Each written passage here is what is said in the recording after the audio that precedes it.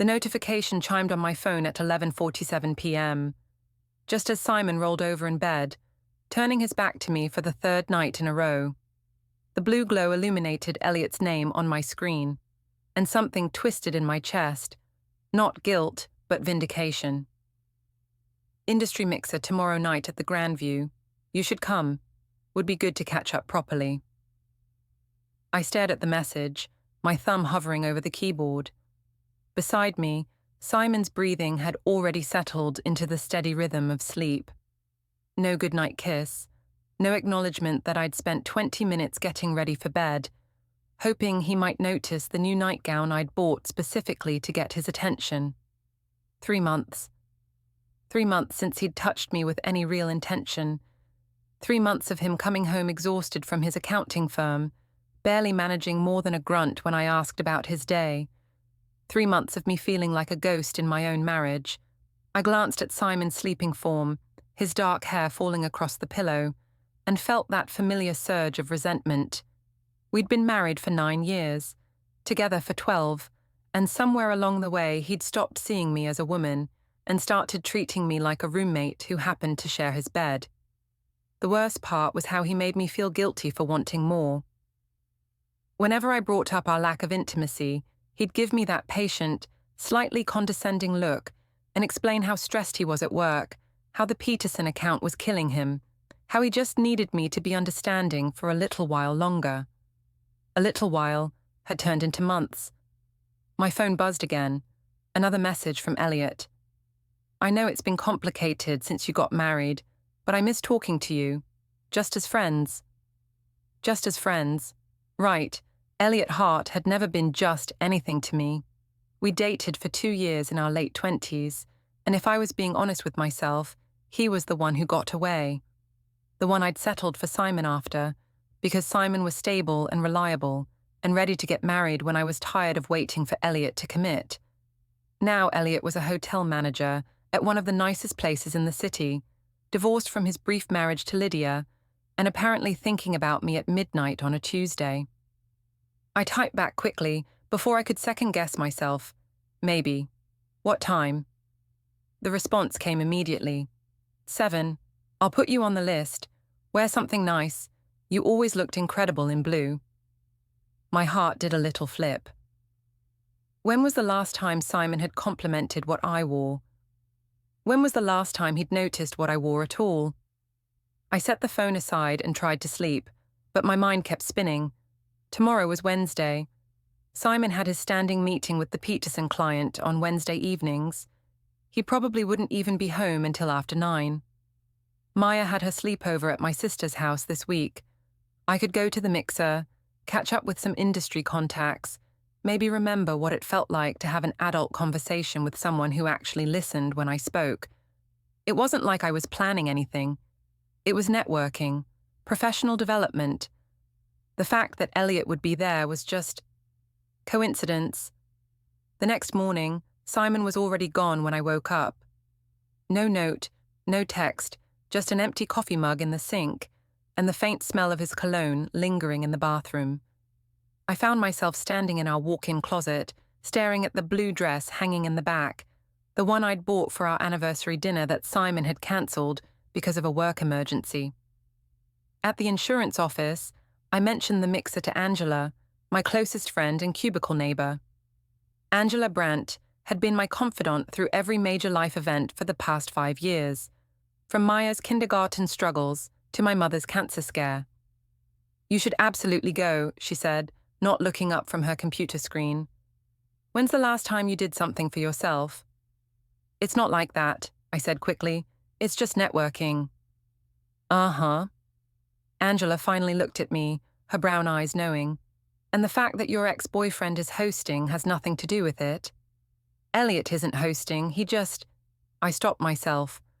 It's not about him. It's about me feeling like a person again instead of just Simon's wife and Maya's mum. Angela's expression softened. Honey, you know I love Simon, but he's been taking you for granted lately. Maybe it's time he remembered what he has. That afternoon, I picked up Maya from school and drove her to my sister's house for the sleepover. My 7-year-old daughter was unusually quiet during the drive, her dark eyes, so much like Simon's, watching me in the rearview mirror. "Mummy, are you and Daddy fighting?" she asked as I walked her to the front door. "No, sweetheart, why would you think that? You don't laugh anymore, and Daddy's always in his office." The observation hit me harder than it should have. Kids noticed everything, didn't they? "Daddy's just busy with work right now. Everything's fine." Maya nodded, but she didn't look convinced. I kissed her goodbye and drove home, that familiar resentment building in my chest. This was what Simon had done to our family. His emotional absence wasn't just affecting me, it was affecting our daughter too. By 6:30, I was standing in front of my bedroom mirror, wearing the blue dress and feeling more alive than I had in months. The dress hugged my curves in all the right places, and for the first time in forever, I felt beautiful, desirable, like a woman instead of just a wife and mother going through the motions. I left Simon a voicemail. "Going to an industry event tonight. Might be late. There's leftover pasta in the fridge." The Grandview Hotel was exactly as elegant as I remembered from the company Christmas party 3 years ago. Crystal chandeliers, marble floors, and the kind of understated luxury that whispered rather than shouted. I gave my name to the hostess and was directed to the private event room on the 3rd floor. The mixer was already in full swing when I arrived, maybe 50 people in business attire mingling with drinks and appetizers. I recognized a few faces from other insurance companies, but my eyes found Eliot immediately. He looked good, really good. The years had been kind to him. His sandy hair was shorter now, more professional, and he'd filled out in a way that suggested regular gym visits. When he saw me, his face lit up with a smile that made my stomach flutter. "Iolanthe." He approached with 2 glasses of wine, offering me one. "You came." "You said I should network more," I replied, accepting the glass. Our fingers brushed during the exchange, and I felt that familiar spark I'd forgotten existed. "And here I thought you came to see me." His grin was teasing, confident in a way that reminded me why I'd fallen for him in the first place. We talked for an hour about work, about the changes in the industry, about mutual acquaintances.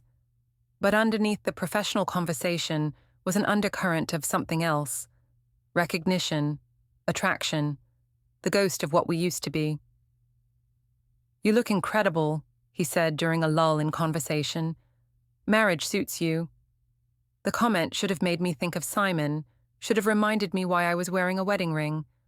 Instead, it made me acutely aware of how long it had been since my husband had looked at me the way Eliot was looking at me now. "Does it?" I asked, "because most days I feel invisible." Something shifted in his expression. Simon's an idiot if he's not appreciating what he has. The mixer officially ended at 9, but Eliot suggested we continue talking in the hotel bar. 1 drink turned into 3, and somewhere between discussing my dissatisfaction with my marriage and his regrets about letting me go, his hand found mine across the table. "I never stopped thinking about you," he said quietly. "Even when I was married to Lydia, even when I knew I shouldn't." "Eliot," I started to protest, but the words died in my throat when he lifted our joined hands and pressed a soft kiss to my knuckles. "I have a suite upstairs," he said. "Just for tonight, just to talk without all these people around." I should have said no. I should have gone home to my husband and my marriage and my responsibilities.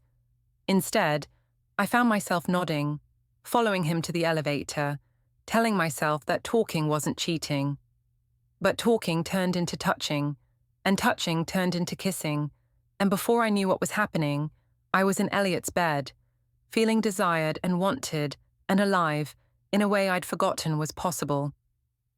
Afterward, as I lay in his arms listening to his steady breathing, I felt a complex mix of guilt and satisfaction. I'd done something terrible, something that violated every vow I'd made to Simon. But I'd also remembered who I was, underneath all the roles I played: wife, mother, insurance specialist. I was a woman with needs and desires, and tonight, those needs had been met.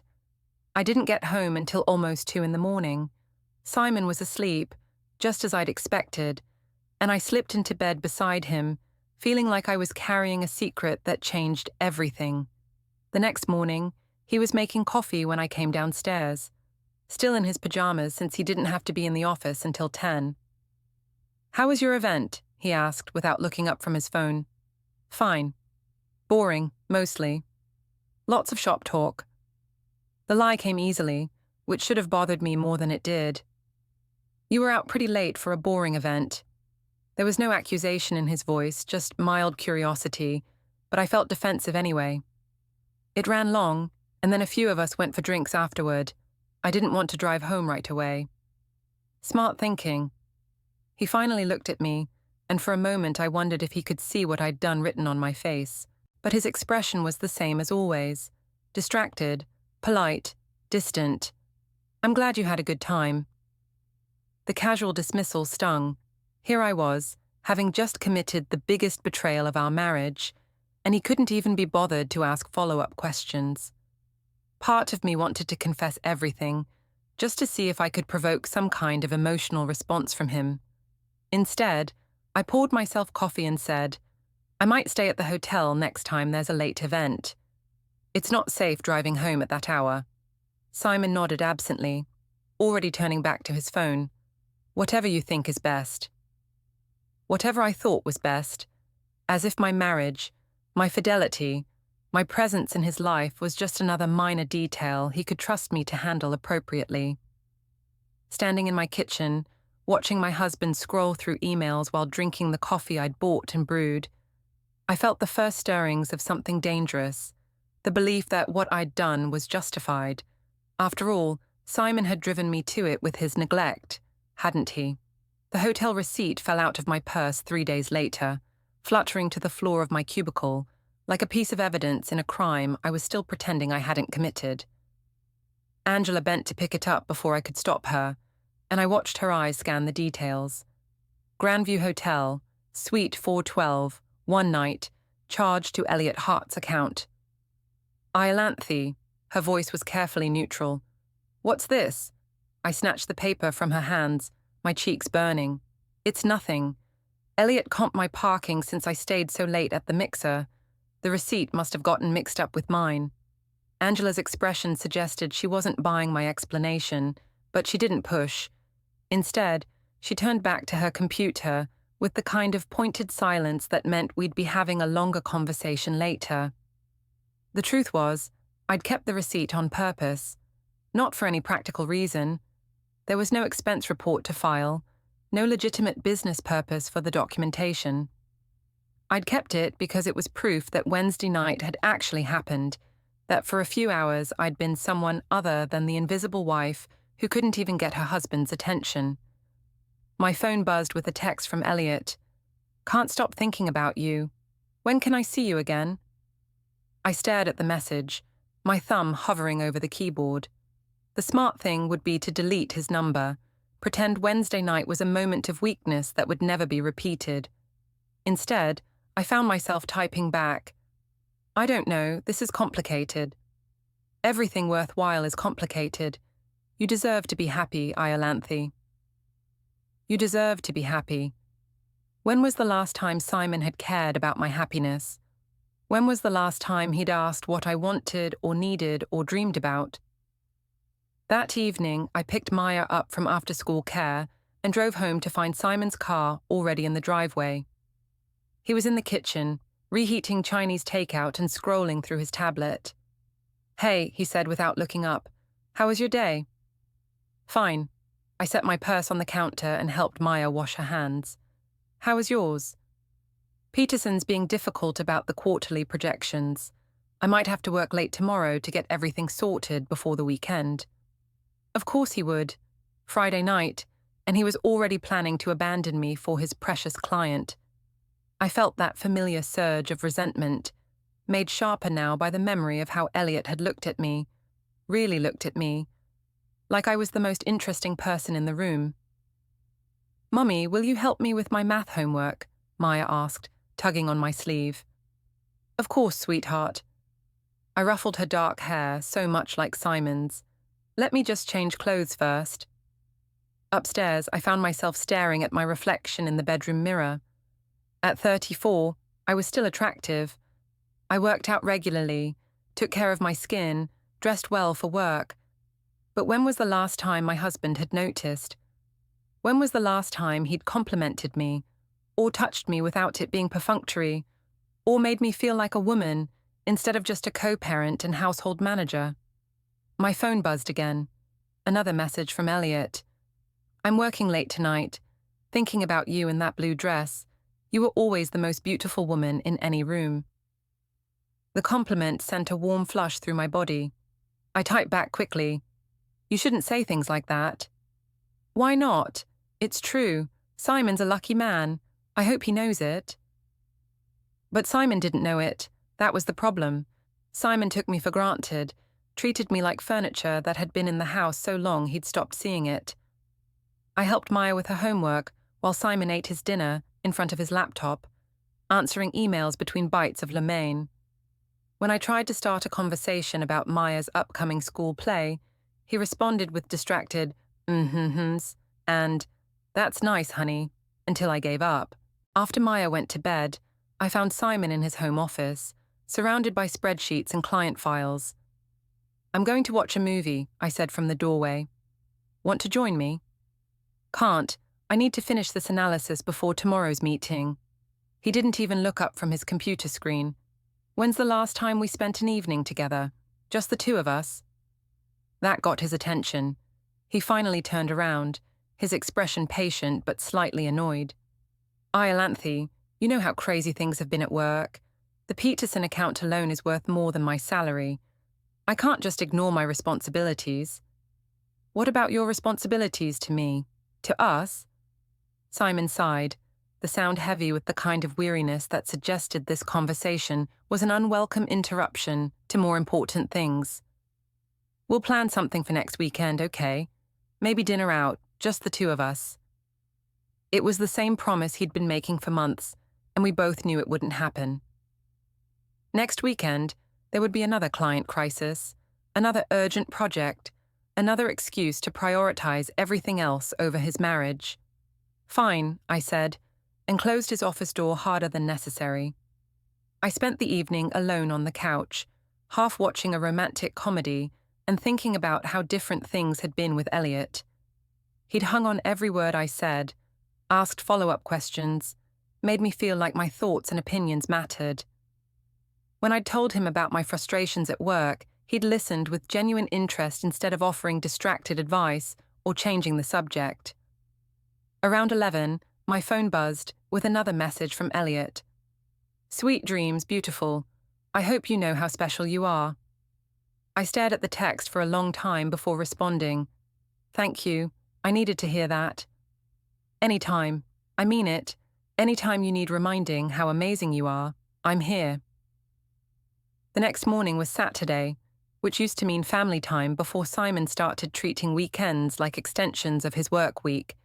He was already dressed and ready to leave when I came downstairs. "Where are you going?" I asked. "Office.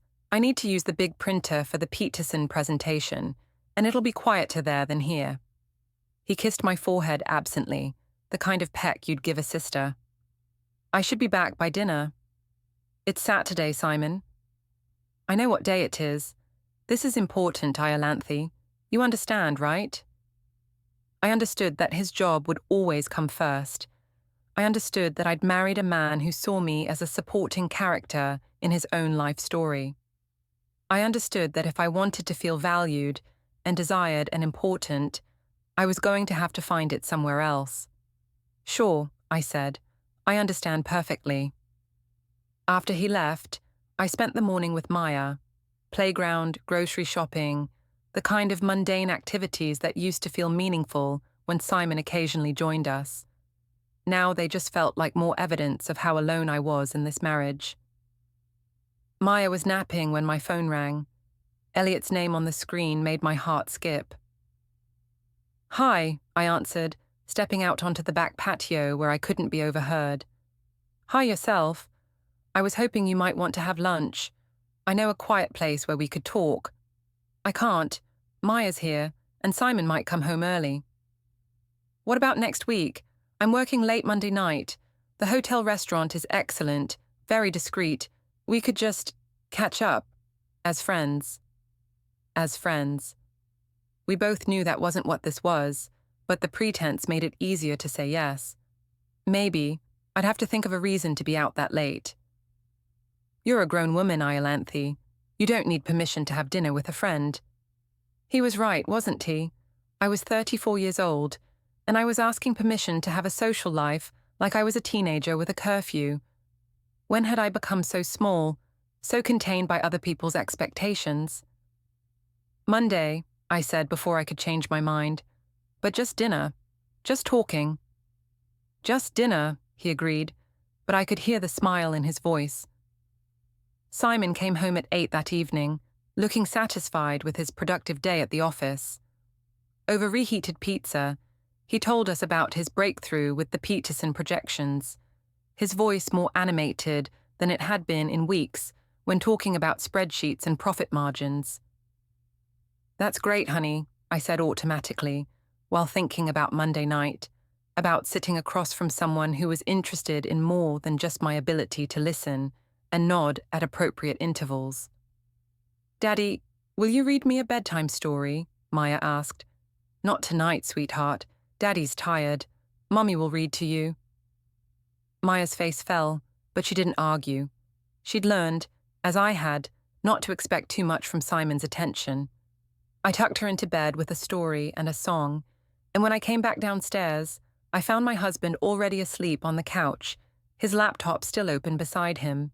I covered him with a blanket and went upstairs alone, thinking about how we'd become strangers living in the same house, going through the motions of a marriage that had died so gradually neither of us had noticed when it stopped breathing. My phone lit up with a goodnight text from Eliot, and for the first time in months, I fell asleep feeling like someone in the world was thinking about me with genuine affection. Monday couldn't come fast enough. Monday night at the Grandview became Tuesday, then Thursday, then a standing arrangement that I justified to myself as networking. Each time, I told Simon I was working late or attending industry events, and each time he accepted my explanations without question, whether from trust or indifference, I couldn't tell anymore. The affair, because that's what it was, even though I refused to call it that, made everything else in my life feel bearable.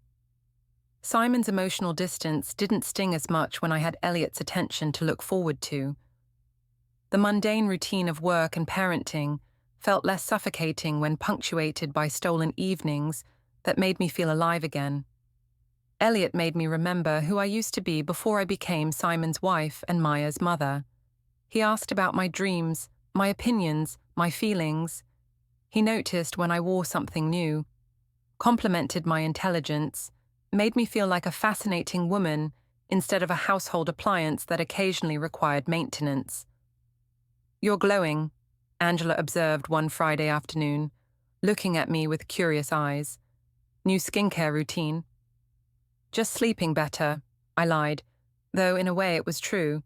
I was sleeping better, feeling more confident, walking taller.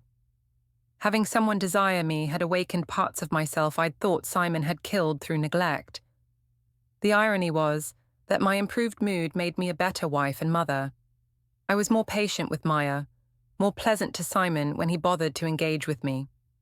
I cooked his favorite meals and kept the house immaculate and managed our social calendar with renewed energy. If he noticed the change, he didn't comment on it, which is why it was so frustrating when, 3 weeks into my arrangement with Eliot, Simon's mother called to plan his birthday dinner. I thought we'd do something nice this year, Geraldine said in her crisp, no-nonsense voice. 36 is a significant birthday. Maybe that new steakhouse downtown, with the family and a few close friends. I agreed because refusing would have required an explanation I couldn't give.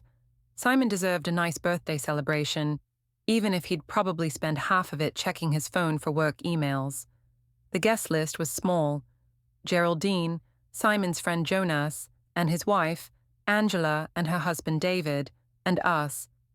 8 people around a table at Meridian Steakhouse, the kind of upscale restaurant that required reservations and had cloth napkins.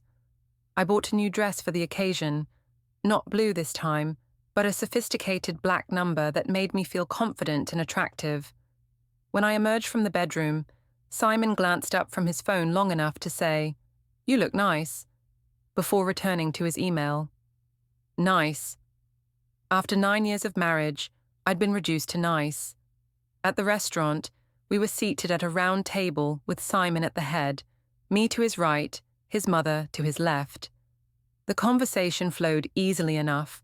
Work gossip, Maya's school activities, plans for the upcoming holidays. Simon seemed more relaxed than usual, probably because his mother's presence forced him to put his phone away and engage with the people around him. I should have been happy. This was what I'd been asking for. Quality time together, social interaction, my husband's undivided attention. Instead, I felt increasingly resentful as the evening progressed. Why did it take his mother's orchestration to get him to focus on his family? Why couldn't he make this kind of effort on his own? The wine didn't help. I was on my third glass when Jonas raised a toast to Simon's continued success at the firm.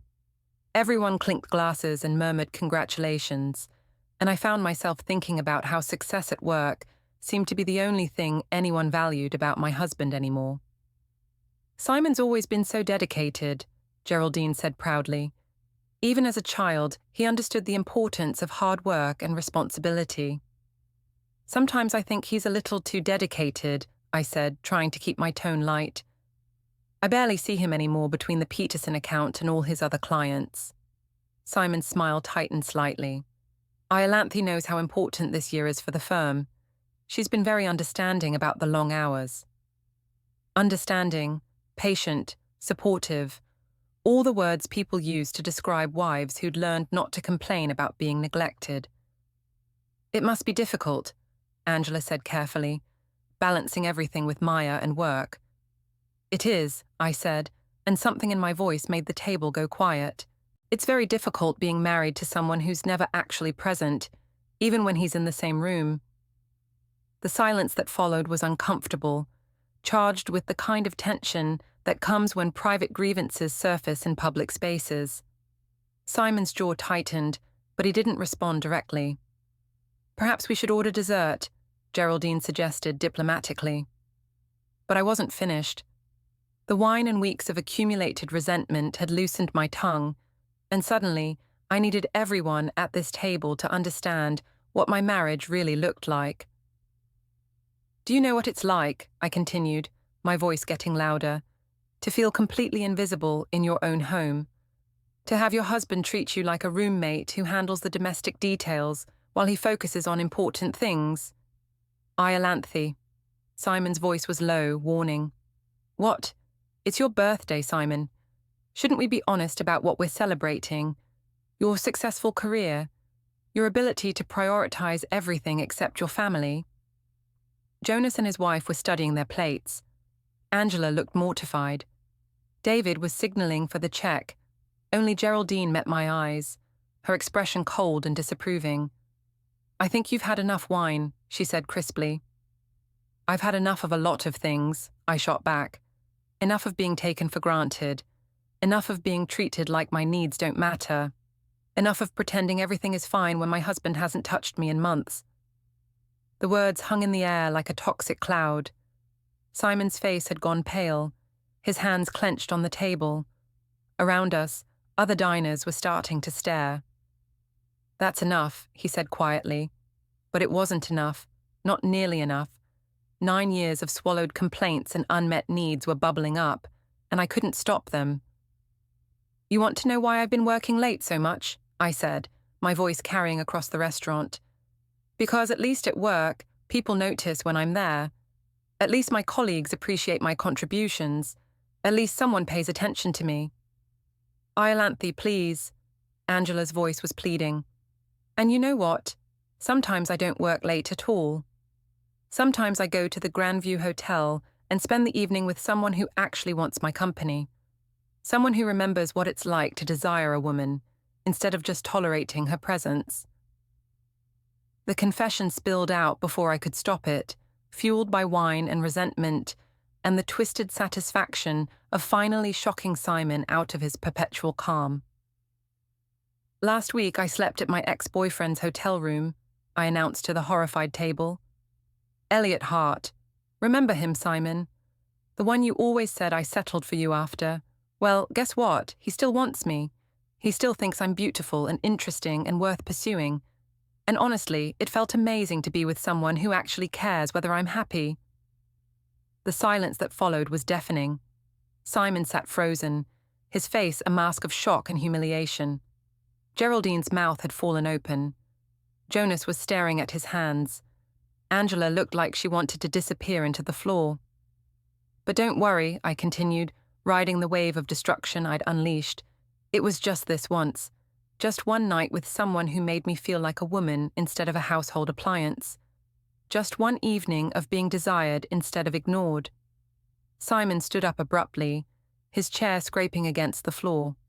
Without a word, he pulled out his wallet, threw enough cash on the table to cover the entire meal, and walked out of the restaurant. The table erupted in uncomfortable murmurs. Geraldine was gathering her purse with sharp, angry movements. Jonas helped his wife with her coat while avoiding eye contact. Angela leaned toward me with concern and horror warring in her expression. "Iolanthe, what have you done?" she whispered. What had I done? I'd told the truth. I'd finally made Simon understand how his neglect felt, how small and unimportant he'd made me feel. I'd shocked him out of his complacency and forced him to confront the consequences of taking me for granted. "I told him how I really feel," I said, finishing my wine. "Maybe now he'll understand what he's been putting me through." But as the table emptied around me, leaving me alone with the wreckage of my husband's birthday dinner, I began to realize that understanding and forgiveness weren't the same thing. And Simon, I was beginning to suspect, was not the forgiving type. The aftermath of the birthday dinner was not what I'd expected. I'd anticipated anger, confrontation, demands for explanations. Instead, Simon gave me something much worse: polite, distant civility. He didn't come home that night.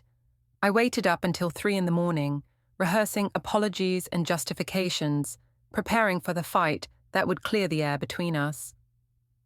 When he finally returned the next evening, he was carrying a small overnight bag and wearing the expression of a man who'd made difficult decisions. "We need to talk," I said as soon as he walked through the door. "Yes, we do." His voice was calm, measured. "But not tonight. I need some time to process what you told me." "Simon, I was drunk. I was angry. I said things I shouldn't have." "You said you slept with your ex-boyfriend." He set his bag down carefully, still not meeting my eyes.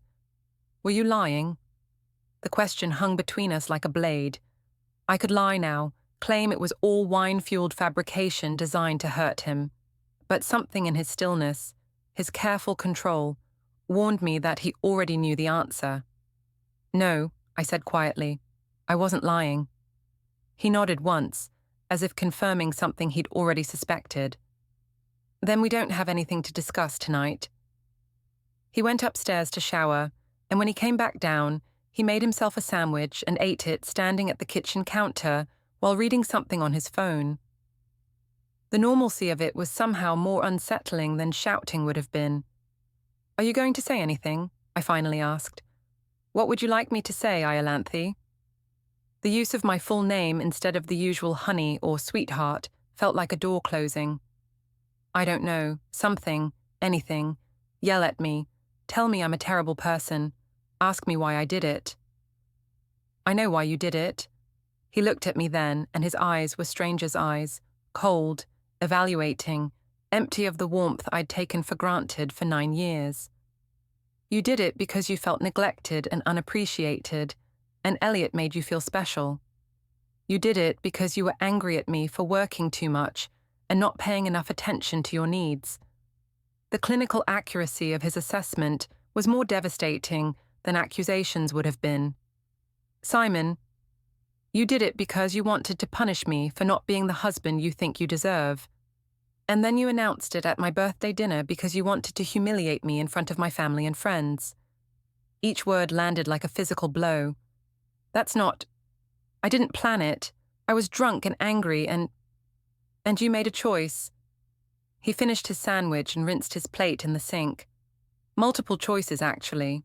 The choice to meet him, the choice to go to his room, the choice to betray our marriage, the choice to tell everyone about it in the most hurtful way possible. I wanted to argue, to explain, to make him understand that it wasn't that simple, but looking at his calm, distant face, I realized he understood perfectly. That was the problem. The next few weeks passed in a strange, suspended reality. Simon continued going to work, coming home for dinner, helping Maya with homework. He was polite to me, civil, functional. He slept in the guest room, claiming he didn't want to disturb my sleep since he was having trouble sleeping himself. To outside observers, we probably looked like a couple going through a rough patch, but working things out. Simon didn't tell his mother what had happened beyond, Iolanthe had too much wine and said some things she didn't mean. He didn't confide in Jonas or make dramatic pronouncements about our marriage being over. Instead, he became a stranger who happened to live in my house. The worst part was how it affected Maya. Our 7-year-old daughter had always been sensitive to emotional undercurrents, and the new tension in our home made her clingy and anxious. "Why doesn't Daddy sleep in your room anymore?" she asked one morning while I was braiding her hair for school. "Daddy's been having trouble sleeping," I said, sticking to Simon's explanation. "Sometimes grown-ups need their own space for a little while." "Are you getting divorced like Emma's parents?" The question hit me like ice water. "No, sweetheart. Daddy and I are just working through some things. Everything's going to be fine." But everything wasn't fine, and Maya knew it. She started having nightmares, waking up crying and asking to sleep in my bed. Her teacher sent home a note about her being distracted in class, not completing assignments, picking fights with other children. "She's acting out," I explained to Simon one evening after Maya had thrown a tantrum about bedtime. "She knows something's wrong between us." "Yes," he agreed quietly. "She does." "So what are we going to do about it?" Simon looked at me for a long moment, and I saw something flicker in his expression. Not anger, but something deeper and more final. "I'm working on it." At work, the fallout from the birthday dinner was creating its own problems. Angela was walking on eggshells around me, clearly uncomfortable with what she'd witnessed but trying to maintain our friendship. The story had inevitably spread through our social circle, filtered through Jonas and his wife, embellished and distorted with each retelling. I could feel the judgment in people's eyes, hear the whispered conversations that stopped when I entered a room. The woman who'd humiliated her husband at his own birthday party. The wife who'd announced her affair to a restaurant full of people. The homewrecker who'd destroyed her family for attention. "People are talking," Angela finally said one afternoon, her voice gentle but worried. "Let them talk," I replied, but the words felt hollow. I'd wanted Simon to understand my pain, but I'd never considered how public my confession would make our private problems. "Iolanthe, honey, maybe you should consider counseling. For you and Simon, or just for yourself. What happened at dinner? That's not like you." But it was like me, wasn't it? It was exactly like me. Selfish, dramatic, willing to burn everything down to get the attention I craved. The realization was uncomfortable enough that I pushed it away, focusing instead on my resentment towards Simon for driving me to such desperate measures. At home, Simon had become a ghost who paid bills and attended parent-teacher conferences. He spoke to Maya with the same warmth he'd always shown her, but his interactions with me were purely functional. Pass the salt. Maya has a dentist appointment Thursday. The mortgage payment went through. 2 weeks after the birthday dinner, I found him in his office late one night, surrounded by papers and manila folders. Not work papers, personal documents, bank statements, insurance policies, tax returns. "What are you doing?" I asked from the doorway. "Getting organized," he said without looking up, "making sure all our important documents are in order." "Why?" "Because it's responsible." He finally looked at me, and his expression was unreadable. Because adults should have their affairs in order. The word affairs hung in the air between us, and I wondered if he'd chosen it deliberately. Simon, can we please talk about what happened? Really talk. What would you like to discuss? Us, our marriage, how we fix this. Do you want to fix this, Iolanthe? Or do you want me to forgive you so you can feel better about what you did? The distinction felt cruel and unfair. I want us to work through this together. I want to understand why you shut me out, and I want you to understand why I felt so alone that you what? That you had no choice but to cheat on me. That I forced you into another man's bed through my terrible crime of working too hard. You made me feel invisible. The words exploded out of me. For months, Simon, months of being ignored and taken for granted and treated like I didn't matter. What was I supposed to do? You were supposed to be an adult, he said quietly. You were supposed to talk to me about your feelings instead of acting them out with your ex-boyfriend. You were supposed to respect our marriage enough to try counseling or separation before you decided to betray everything we built together. I tried to talk to you.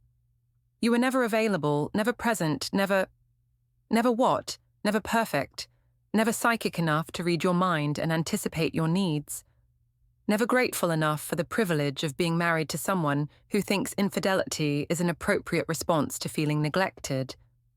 The cold fury in his voice was more frightening than shouting would have been. This wasn't the Simon I'd married, patient, understanding, willing to discuss problems rationally. This was someone harder, someone who'd been pushed past his breaking point and found reserves of steel I hadn't known existed. I made a mistake, I said desperately. One mistake. Doesn't 9 years of marriage count for anything? It counted for everything, he replied, turning back to his papers, until you decided it didn't. That night, I lay awake in our empty bedroom, staring at the ceiling and trying to understand when everything had gone so wrong. I'd wanted Simon to fight for me, to recognize what he was losing and change his behavior accordingly. Instead, I'd created something cold and irreversible, a distance that seemed to grow wider every day. My phone buzzed with a text from Eliot. Haven't heard from you. Everything okay? I stared at the message for a long time before deleting it without responding. Whatever I'd thought I wanted from him, whatever validation or excitement or escape he'd provided, it wasn't worth what it was costing me. But as I finally drifted off to sleep, I couldn't shake the feeling that it might already be too late for such realizations. The damage, I was beginning to suspect, was already done. 3 weeks after the birthday dinner, I realized Simon was documenting everything. It started with small things I might have missed if I hadn't been watching him so carefully. The way he'd casually mention my late nights in front of Maya. Mommy was working late again Tuesday, wasn't she, sweetheart? The careful way he'd ask about my schedule. Will you be home for dinner Thursday, or should I plan to handle Maya's bedtime routine alone? Each question was reasonable, even considerate, but there was something underneath, a deliberate quality that made me feel like I was being interviewed rather than consulted. The feeling intensified when I noticed him taking pictures of things around the house. Ostensibly innocent things. Maya's artwork on the refrigerator, the family calendar with my work events marked in red, receipts and documents that had been left on the kitchen counter. What are you doing? I asked one Saturday morning, catching him photographing a credit card statement. Keeping records, he said calmly, slipping his phone back into his pocket. For tax purposes. But it was March. Tax season was over, and besides, since when did Simon handle our financial documentation with a camera phone instead of his usual meticulous filing system? The credit card statement showed charges from the Grandview Hotel restaurant, multiple charges dating back 6 weeks. All the dinners with Eliot that I'd claimed were work events or industry mixers. Simon, I started, but he was already walking away, leaving me standing in the kitchen with the uncomfortable realization that my lies had left a paper trail I'd never considered. That afternoon, while Simon was at the hardware store with Maya, I went through his office, looking for evidence of whatever he was planning. His desk was locked. When had he started locking his desk? But his computer was still logged in. I found a folder labeled Personal 2024 that contained scanned documents I didn't recognize. Bank statements going back 6 months, copies of my credit card bills, printouts of my work schedule, even screenshots of text messages. My text messages. Somehow, he'd accessed my phone and documented my conversations with Eliot. Not just the recent ones, but everything going back to that first night at the hotel. The flirtation, the planning, the increasingly intimate exchanges that proved this wasn't a one-time mistake, but an ongoing affair. My hand shook as I scrolled through the evidence of my own betrayal, seeing it through Simon's eyes. The calculated deception looked so much worse in black and white, stripped of the emotional context that had made each choice feel justified at the time. There were other documents too: research on divorce law in our state, information about child custody arrangements, even a printout of an article titled "Protecting Your Assets During Separation." The scope of his preparation was breathtaking. While I'd been wallowing in guilt and hoping we could work things out, Simon had been methodically building a case against me. I heard his car in the driveway and quickly closed the laptop, my heart pounding. When he came inside with Maya and a bag of gardening supplies, I was in the kitchen pretending to meal plan. "How was the store?" I asked, trying to keep my voice normal. "Fine, they had the mulch on sale." He started unloading his purchases, his movements efficient and purposeful. "I'm going to work on the flower beds this afternoon." "I could help," I offered. "That's okay. I've got it handled." Everything was handled, apparently. Simon had become a man who handled things: household maintenance, childcare, financial planning, evidence gathering. He handled our marriage's dissolution with the same methodical attention he brought to client accounts. That evening, after Maya was in bed, I tried again to break through his wall of polite distance. "I know you're angry," I said, finding him in the living room reading a book on financial planning. "I know what I did was wrong, but shutting me out isn't solving anything." "I'm not shutting you out," he replied, without looking up from his book. "We live in the same house, share meals, co-parent our daughter. We're very civil to each other." "Civil isn't the same as married." "No," he agreed quietly. "It isn't." "So what are we doing, Simon? Are we getting divorced? Are we trying to work this out? Are we just going to live like polite strangers for the rest of our lives?" He closed his book and looked at me directly for the first time in days. "What would you like to do, Iolanthe?" "I'd like to go to counselling. I'd like to try to rebuild what we had. I'd like you to forgive me so we can move forward together." "And Eliot?" The question caught me off guard. "What about him?" "Are you still in contact with him?" I hesitated a moment too long. "No, not really." "Not really?"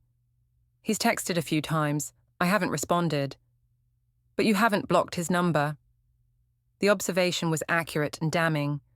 I hadn't blocked Eliot's number, hadn't deleted his contact information, hadn't taken any definitive steps to end our connection. Part of me was still holding on to the possibility of escape if things with Simon became unbearable. "I'll block him," I said quickly. "Right now if you want." "I don't want you to block him because I asked you to. I want you to block him because you've decided our marriage is more important than whatever validation he provides." "It is more important. Of course it is." "Is it? Because from where I'm sitting, it looks like you're keeping your options open. Staying married to me for security while maintaining contact with him for excitement." The accusation stung because it wasn't entirely wrong. I'm not using you, Simon." "Aren't you? You complained about feeling unappreciated, so I've been more attentive. You wanted more help with Maya, so I've taken over her bedtime routine. You said I worked too much, so I've been coming home earlier. But none of that matters because the problem was never really about my behavior, was it?" I stared at him, unsure how to respond. "The problem is that you wanted to feel like the center of someone's universe. And I'm not built that way. I'm never going to worship you the way Eliot does. I'm never going to make grand romantic gestures or send you poetry or make you feel like you're the most fascinating woman who ever lived. I don't need poetry, I protested. You need constant validation. You need to feel desired and pursued and special. And when you don't get that from me, you look for it elsewhere. The clinical accuracy of his assessment was devastating. You're making me sound like some kind of narcissist. I'm not making you sound like anything. I'm describing what I've observed over the past 9 years of marriage. So that's it. You've decided I'm fundamentally flawed and our marriage is hopeless. Simon was quiet for a long moment, studying my face with the expression of someone solving a complex problem. I've decided that I deserve better than being married to someone who sees infidelity as an acceptable response to feeling neglected. The words hit me like a physical blow. Simon, I deserve a partner who respects me enough to address problems directly instead of acting them out with other people. I deserve someone who values our marriage enough to fight for it instead of running to her ex-boyfriend when things get difficult. Tears were streaming down my face now, but his expression remained unmoved. I was fighting for our marriage. I was trying to get your attention, trying to make you see. You were punishing me. There's a difference. He stood up, gathering his book and the papers he'd been reviewing. I'm going to bed. We can continue this conversation another time if you'd like, but I think we both know where it's heading. After he left, I sat alone in our living room, surrounded by the comfortable furniture and family photos that suddenly felt like evidence of a life that was slipping away from me. I pulled out my phone and stared at Eliot's contact information, my thumb hovering over the block button. Instead, I found myself typing, I think Simon knows everything. I think he's planning to leave me. The response came quickly. Then maybe it's time to stop pretending you want to save something that's already over. You deserve to be happy, Iolanthe. You deserve to be with someone who appreciates you. I stared at the message for a long time, thinking about choices and consequences, and the difference between what I deserved and what I'd earned. Upstairs, I could hear Simon moving around in the guest room, probably reviewing more documents, building his case, preparing for a future that didn't include me. For the first time since this all began, I wondered if he might be right. The divorce papers arrived on a Thursday morning in early April, delivered by a courier while I was getting Maya ready for school. The manila envelope was addressed to me in formal legal language, Iolanthe Marie Voss, respondent. I signed for the delivery, with shaking hands, Maya chattering beside me about her upcoming field trip, oblivious to the fact that her world was about to change forever. "What's that, Mummy?" she asked, noticing the thick envelope. "Just some papers for work, sweetheart. Go brush your teeth." I waited until after I'd dropped her off at school to open the envelope in my car, parked in the school lot, like a coward who couldn't face reading the end of her marriage in her own driveway. Petition for dissolution of marriage was printed in stark black letters at the top of the first page. Below that, in legal language that felt both impersonal and devastating, Simon had laid out his case for ending our 9-year union. The grounds were irreconcilable differences, which sounded so much more civilized than adultery or betrayal or public humiliation. But as I read through the attached documentation, I realized Simon had been far more thorough than the polite legal language suggested. Everything was there. Bank records showing charges at the Grandview Hotel, credit card statements documenting my lies about working late, screenshots of my text messages with Eliot, carefully redacted to remove the most intimate details, but leaving enough to establish the timeline and nature of our relationship. There was even a witness statement from Jonas, describing the birthday dinner incident and my public confession of the affair. Reading my own words reflected back at me in legal documentation was like looking at myself through a funhouse mirror, recognizable but distorted into something ugly and unforgivable. The custody arrangement was fair but final. Joint legal custody with Simon having primary physical custody during the school year. I would have Maya every other weekend and alternating holidays. The house would be sold, assets divided according to state law. At the bottom of the petition, in Simon's careful handwriting, was a note. I've tried to be fair in these terms, but they're non-negotiable. Please have your attorney contact mine to arrange the details. I sat in my car outside Maya's school, reading and rereading the papers that reduced 9 years of marriage to a series of legal bullet points, and felt something break inside me that I hadn't even known was still intact. This was really happening. Simon wasn't bluffing or trying to scare me into better behavior.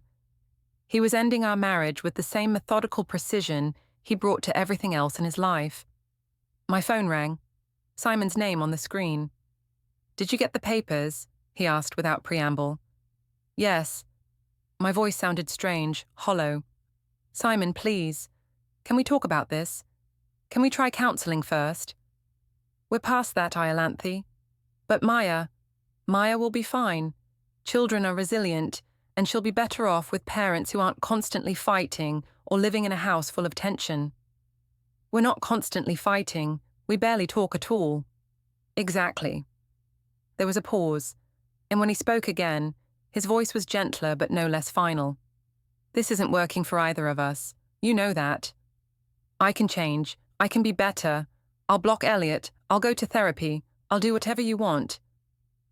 I don't want you to change for me, Iolanthe. I want you to be happy. And you're not happy being married to someone like me." The observation was so unexpected, so different from the anger and coldness I'd been expecting, that it left me speechless. "You need someone who can give you the kind of attention and validation you crave," he continued. "Someone who thinks you're the most important thing in their world. That's not me, and it never will be. I love you, but I love you the way I love everything.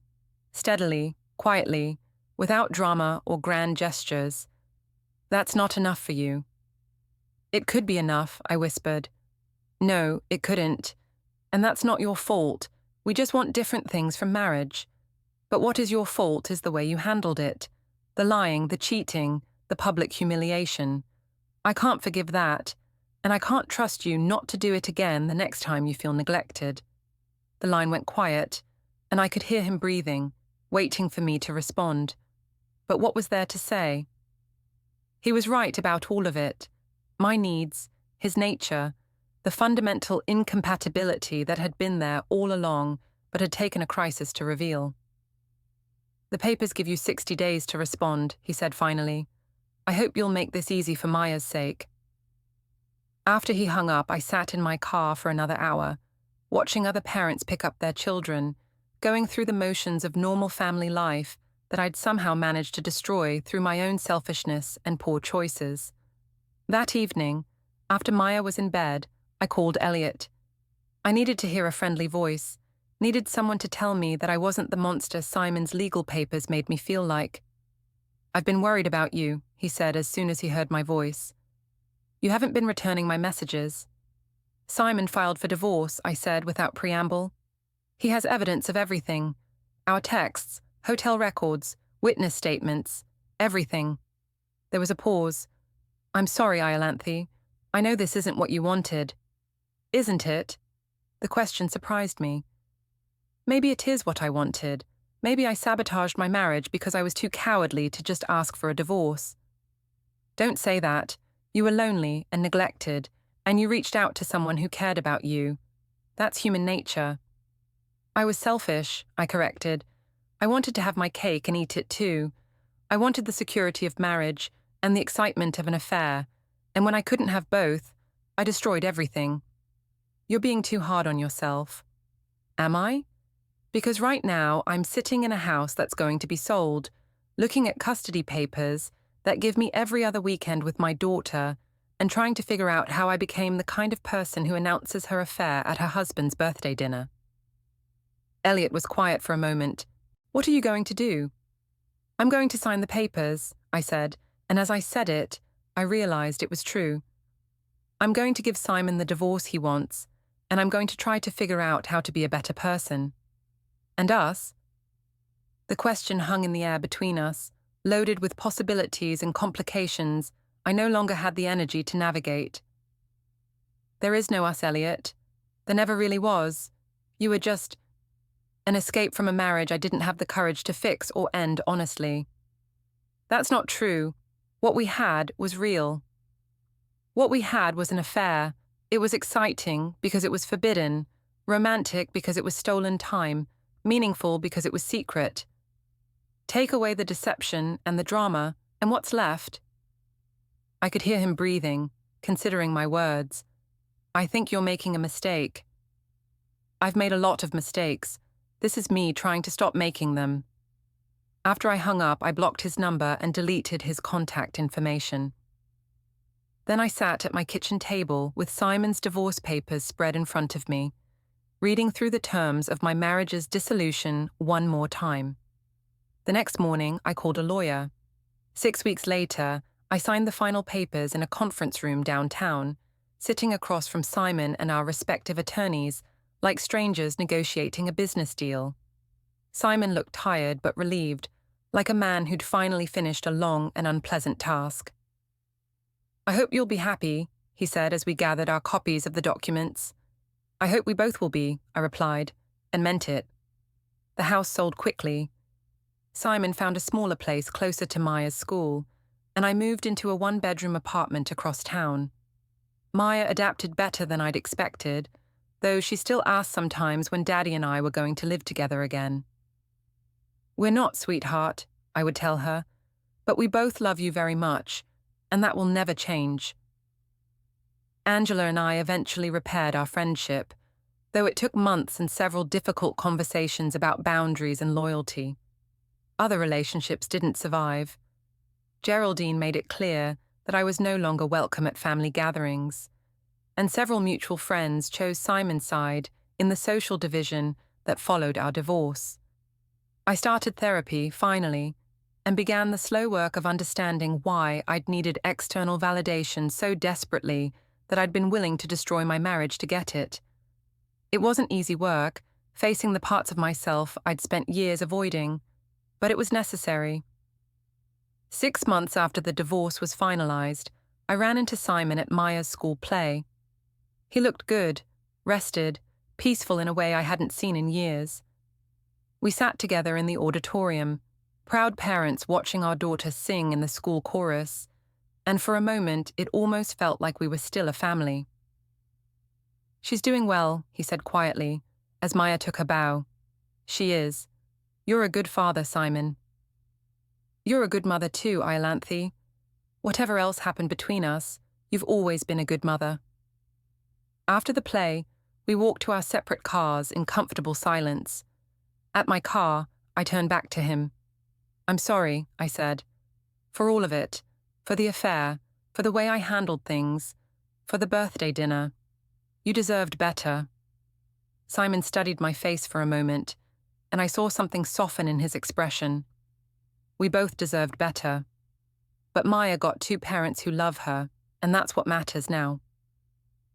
As I drove home to my small apartment, I thought about second chances and fresh starts, and the difference between the life you plan and the life you actually live. I'd lost my marriage, my house, my social circle, and the daily presence of my daughter.